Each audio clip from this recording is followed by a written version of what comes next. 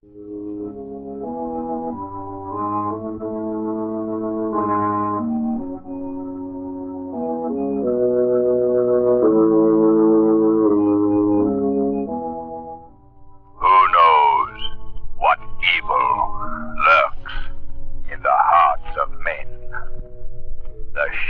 knows.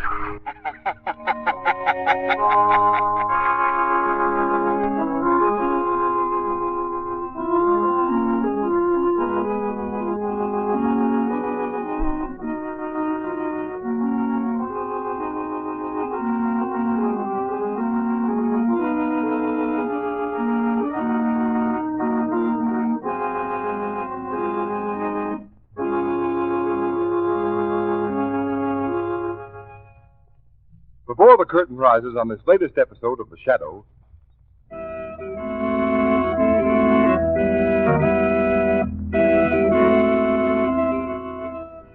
The Shadow, mysterious character who aids those in distress, is in reality Lamont Cranston, wealthy young man about town.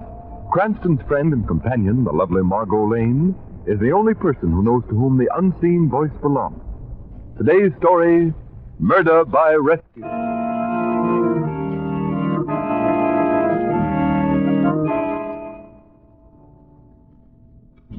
Yes, this phonograph record does sound like an automobile motor, and I must have more speed. Shut it off, Ellen. All right. It's very useful to have some sound such as a bell or automobile to operate on the mind, to help create the hypnotic state.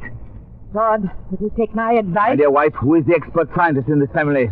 I am. Yes, but when are you going to get busy? That precious nephew of yours, Warren, will be 21 in another month. Yes, even though my training has deliberately kept him almost a child, Warren will soon be of age. If he lives, Ellen. And if he does, he gets all his father's estate, and we'll be paupers living on his charity. You promised we'd get that money. We will, my dear. Warren, unfortunately, will meet with a, shall we say, an accident. But when? Where? Soon, my dear. Claude, are you sure this hypnotizing trick of yours will work? Yes. I've not been a professor of psychology over 20 years for nothing. This experiment will be the greatest I've ever done. You've seen how Warren reacts to our little phonograph record of the car when we played for him. Yes, but will your experiment show how one can train the human mind? Yes, train it to do anything, Ellen. Even die. My dear, we are trustees of my nephew's estate. We have the use of the money until he's of age. Now, if you were gotten rid of in an awkward manner, the police might ask questions. But this way, no one will know. Oh, I suppose you're right. That must be Warren now. Close up the phonograph. Quick, he mustn't see this record. Yes. Come in. Oh, Claude. Aunt Ellen? Well, how are you, Warren, dear? Oh, fine, Aunt Ellen. Going for your walk, my dear? I hope you're dressed warmly enough. Oh, I'm fine. Say, Uncle, can I take Jiggs along? The poor pup's been cooped up in his kennel all morning. May I take him out? I guess so, Warren. You won't go far. No, just around the estate. Oh, then that's all right. Well, I'll go get Jiggs. Be careful, Warren, darling. Yes, Aunt Ellen. Bye. Bye, Warren. Come on, Claude, let's get busy. That young fool annoys me. He'll be better off dead, and we'll be better off when he is.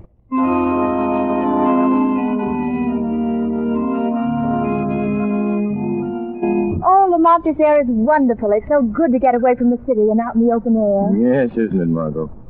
That's why I keep my country home open all year round. Lamont, who owns this lovely estate we're crossing now? I believe it belongs to Professor Mitchell and his family. Look, Lamont, there's a boy coming across the lawn. Yes. Well, say, that's a fine-looking dog he has with him. Hello, puppy. Hello, fella. Oh, my goodness, don't jump at me. Oh, so your name is Jiggs, eh? He's a grand dog. He certainly is. He's clever, too. You see, my uncle's given him special training. Well, your uncle? Yes. Oh, maybe I'd better introduce myself. I'm Warren Mitchell. Well, how do you do? This is Miss Lane. My name's Cranston. How do you do?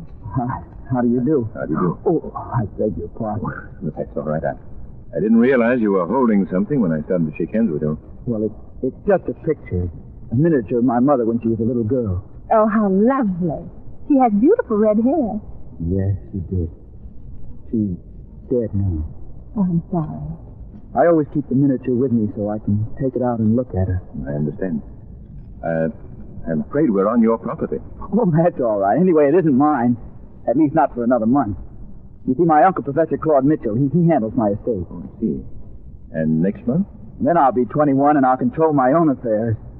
That'll give Uncle Claude more time for psychology. Oh, that's what he's a professor of? Yes, they say he's good at it, too.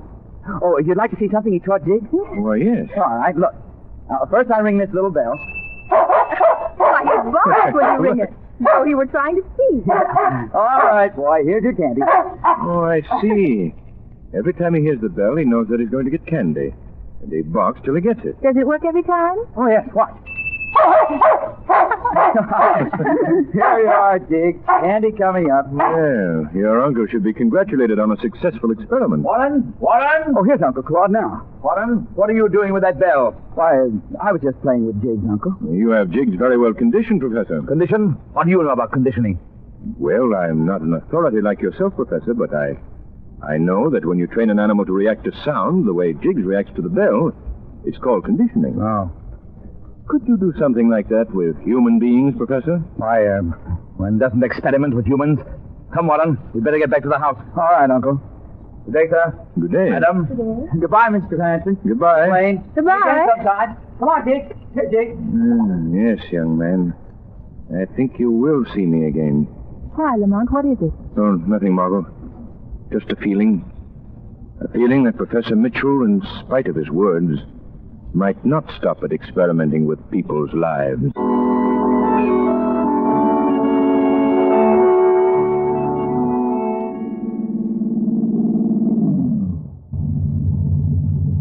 Lamont, why are you parking here at the bend in the road? I'm waiting for someone, Margot. Young Warren Mitchell. Warren Mitchell? Yes, Margot. I've been investigating the boy's habits. And every night about this time, he takes a walk around his estate. You want to see him, Lamont? Yes, and talk to him. Without his uncle around. He's such an odd boy. He seems so young for his age, but very nice.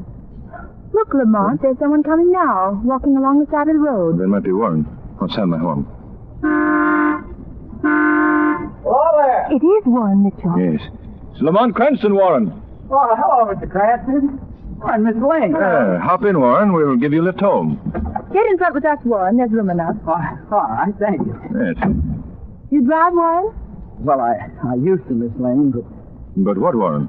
Well, it's funny, but it must be months now since I've ever ridden in a car. Uncle, well, he gets strange ideas sometimes. Oh, I see. Warren, how long have you lived with your uncle? All my life. That is, since my mother died. We lived here even then. Yes, I remember you showed us that miniature of her. May I see that picture again, Warren? Sorry, sir. Uncle Claude sent it for a new frame. Warren, are you tired? No, just the motor. Warren. Hush, Mom. Leave him alone. Lamont, his eyes are open. He's like a sleepwalker. It isn't sleep, Margot. It's a hypnotic spell. Hypnotic? But how? He was here in the car with us. No one hypnotized him. Nevertheless, he is hypnotized. I don't know what did it, but I intend to find out. At the bend of the road, long ago, my mother... What did you say, Warren? Quiet, Margot. He can't hear you. Listen. My mother, a little girl with bright red hair. Lamont, what does he mean? He's repeating a story, Margot, about when his mother was a little girl. At the dangerous bend of the road, a car. Margot, that's the curve we were just parked on. A car came fast. Mother ran in front of it, but Grandfather, he jumped, saved her. I must be brave like Grandfather. Saved little girl with red hair. Here's the boy's heart, Lamont. What are we going to do? We'll stop the car. See if we can wake him out of this. Huh? Warren, are you all right? Why, yes, I must have fallen asleep. I remember getting into the car, but that's all. I see. Oh, that was a silly thing to do. I apologize. That's all right, Warren.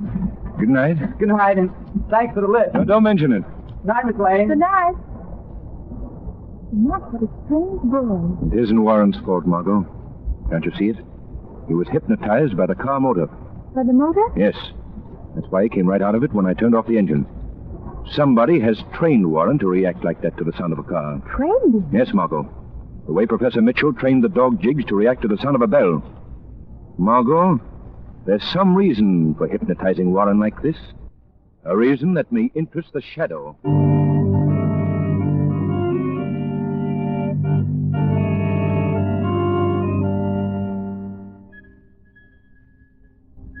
Yeah, coming.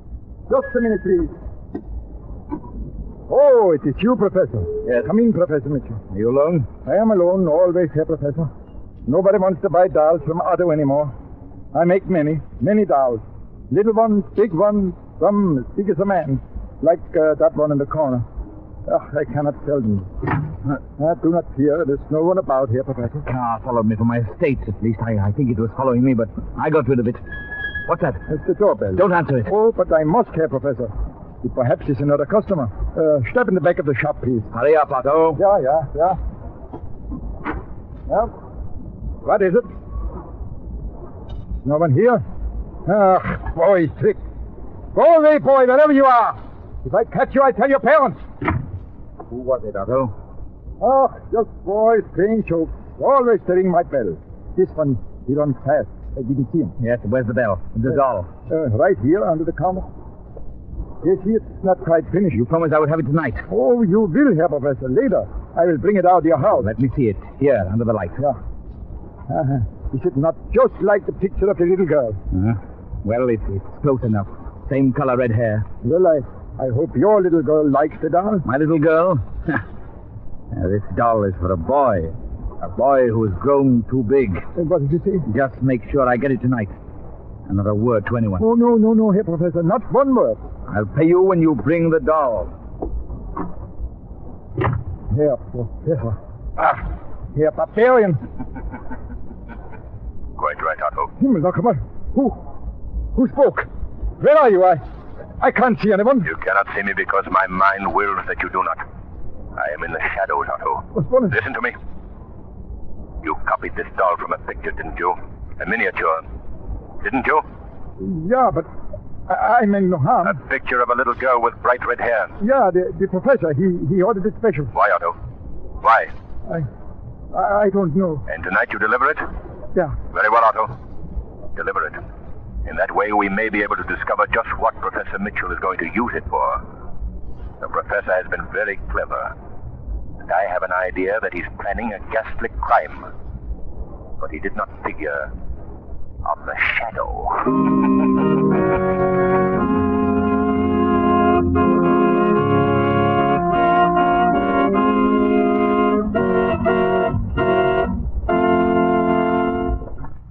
Before we bring you Act 2 of The Shadow's Adventure,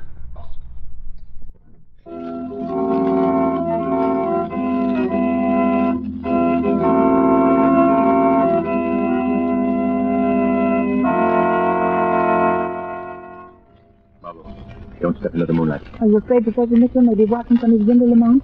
The whole house is dark, so it can't be much after 11. Yes. Look, Margot.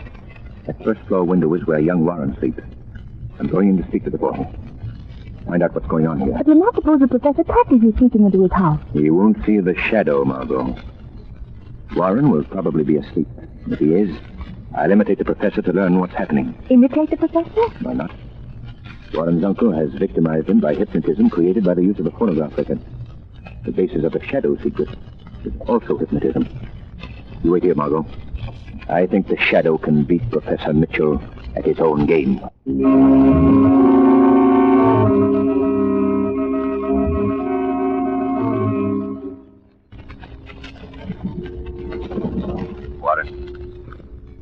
Warren. There's a little girl. Warren, listen to me.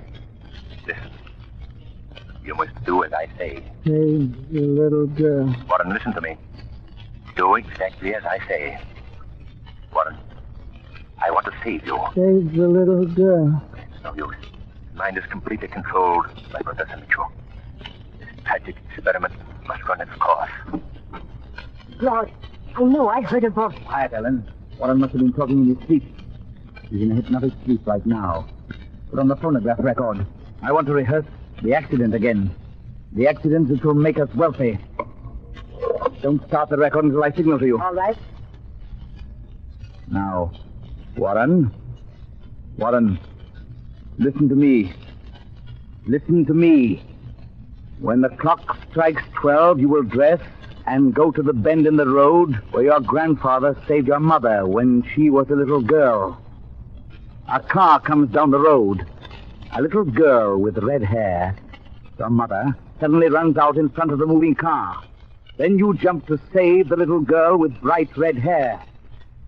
Save the little girl, Warren. You must. Save the little girl with red hair. You must be brave, Warren.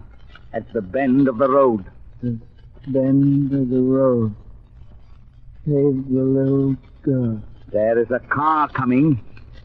Listen. Ready, Ellen? Listen, Warren. Car coming. Car coming. Closer. Closer. What do you see now? A little girl. My mother. In front of it. You jumped to save her. You jumped, Warren. Say it. I jumped. Ellen.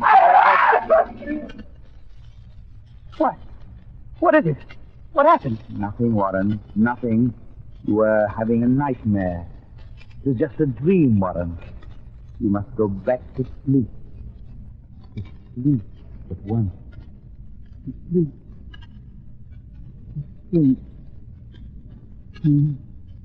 Now, Ellen, you see, with my hypnotic power plus the sound of a car, it will work perfectly. But Warren screamed and woke up. I shan't mind his screaming when the time comes. And he won't wake up.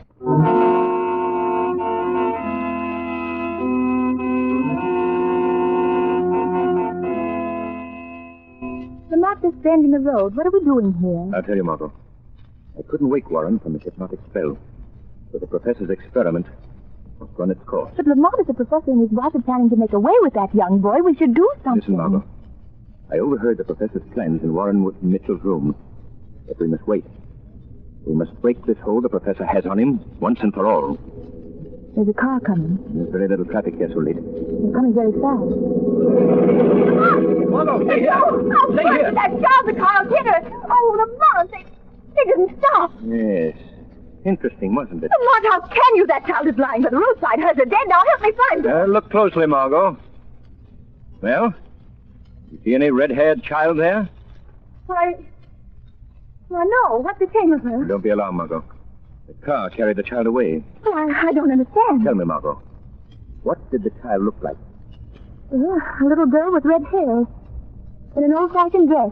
Like the one in the miniature young Warren Mitchell showed us, the picture of his mother? Yes, that's true. Margot, what did you see the child do?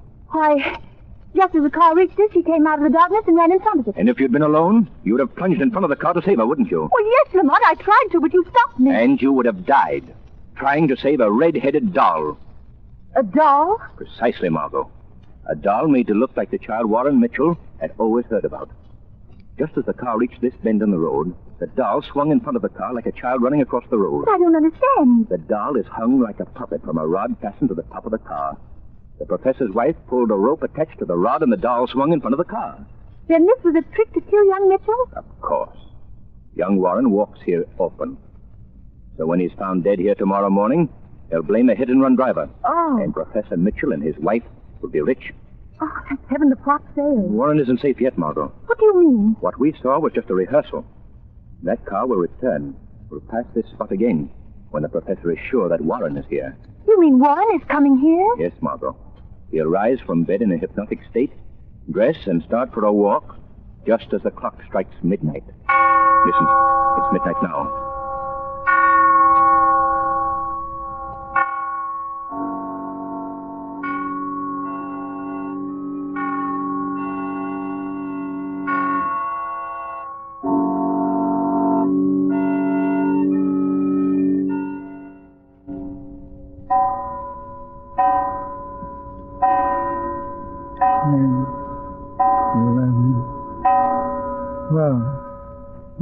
I must go when the clock strikes 12. Walk to the bend in the road.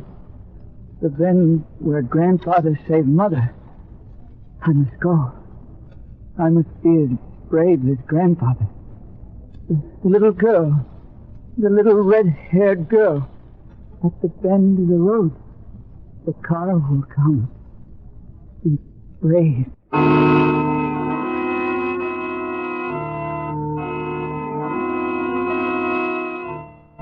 Lamont, will Warren come here? Yes, I'm sure he will. What shall we do?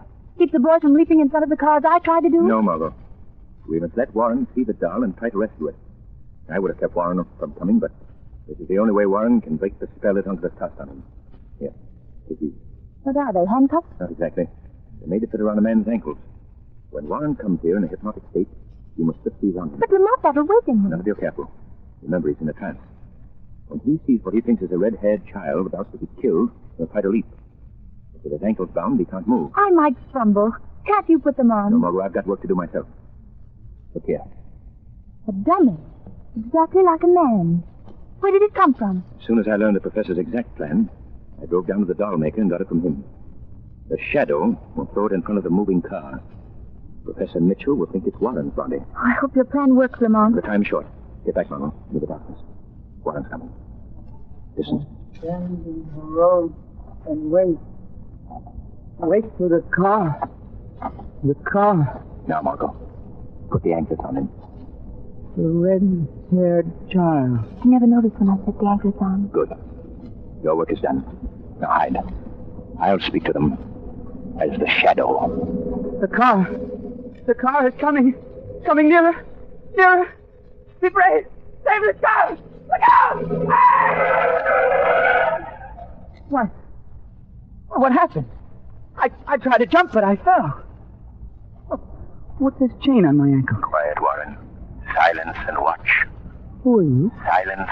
Listen. Ellen, that scream! Did you hear Warren scream when we hit him? You fool! Pull yourself together. Let's get out and make sure he's gone. Why, we hit him squarely. He must be done for. Make sure. Turn him over on his face. Ellen, this isn't Warren. What? It's a dummy. We've been tricked. Yes, Professor Mitchell. Face your nephew. He's alive and well. Warren? Uncle, what is it? I thought I saw a little girl like that picture I have of my mother in front of your car. But it's just a doll. Warren, this fiendish mechanism makes the doll look like a real child running into danger. They hypnotize you, taught you to obey the sound of the car. They meant to run you down and kill you when you leaped to save the child. They wanted to get your money. Warren, you must stop them. No, let them go, please. Their hypnotic hold on me is broken. They'll never be able to harm me. Look, Warren. The car's out of control. But it headed to the bank. Look out! Oh, they plunged right over the bank. Wait, Warren. It's useless to go there. They must be dead. Dead? Yes. They were desperate with fear, blinded by the knowledge of their guilt. Fate took matters into her own hands and proved again that the guilty shall be punished.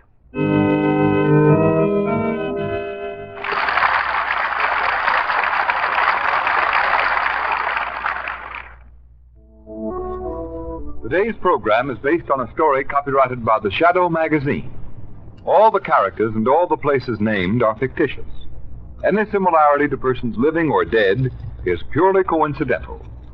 The Shadow magazine is now on sale at your local newsstand.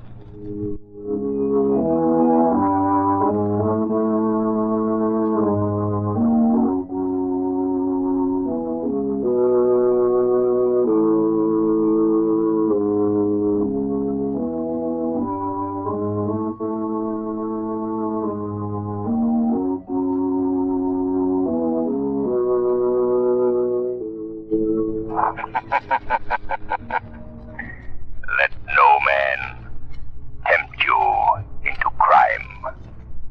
For crime is like a strangling serpent. It crushes him who feeds it most. Beware lest the serpent of crime ensnare you in his folds.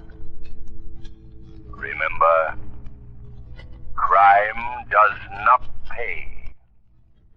The shadow knows.